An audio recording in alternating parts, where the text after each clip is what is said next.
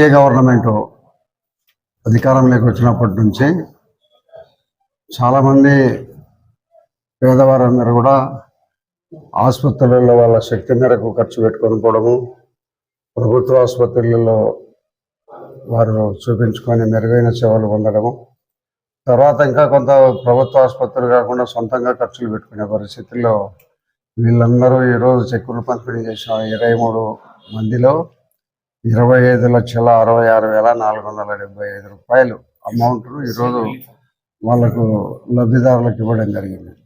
ఈ సుమారు ఒక 2 నెలల నుంచి కూడా ప్రభుత్వానికి ఈ బాధితుల యొక్క అప్లికేషన్స్ అందరినీ తీసుకొని సీఎం రిలీఫ్ కింద పంపించడం జరిగింది.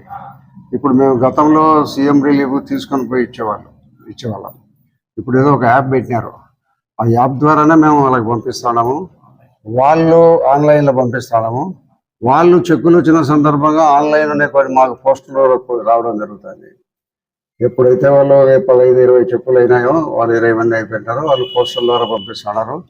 మేమేమైందంటే ఈ 23 మందికి మొన్న అసెంబ్లీ సమావేశాలు ఉన్నాయి కాబట్టి అసెంబ్లీ సమావేశాలకు పోయినప్పుడు వాళ్ళు కనపడి సార్ మీ ప్రొద్దుటూరి చెక్కులు రెడీ అయినా తీసుకోమంటే మేము తీసుకొని వచ్చి వీళ్ళకి ఇవ్వడం జరుగుతుంది. గతంలో ఒక 15 రోజులు 20 రోజుల కిందట పోస్టర్లు కూడా రావడం జరిగింది. ఆ పోస్టర్ల ద్వారా వచ్చినట్టు కూడా వాళ్ళందరికీ అందజేయడం జరుగుతుంది.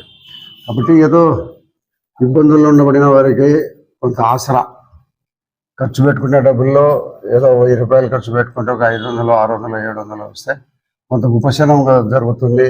వారి ఆరోగ్యాలు బాగుండాలా, అందరూ కూడా అన్ని రకాల ఆయురారోగ్యాలుగా అందరూ బాగుండాలని యొక్క సీఎం రిలీఫ్ వాళ్ళకు ఆర్థిక సాయం చేయడం జరుగుతుంది.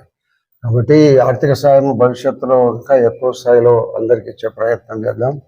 మా ముఖ్యమంత్రి గారు సీఎం రిలీఫ్ ఇచ్చే దాంట్లో ఎక్కడ కూడా వెనుకంజ వేయడంలా, ఆర్థిక పరిస్థితి రాష్ట్రం ఉన్నప్పటికైనా ఇటువంటి పేదవారికి సాయం చేయడం అనేది చాలా ముఖ్యమనే భావంతో ఆయన అందరికీ కూడా సీఎం రిలీఫ్ ఆయన ఇవ్వడం జరుగుతుంది.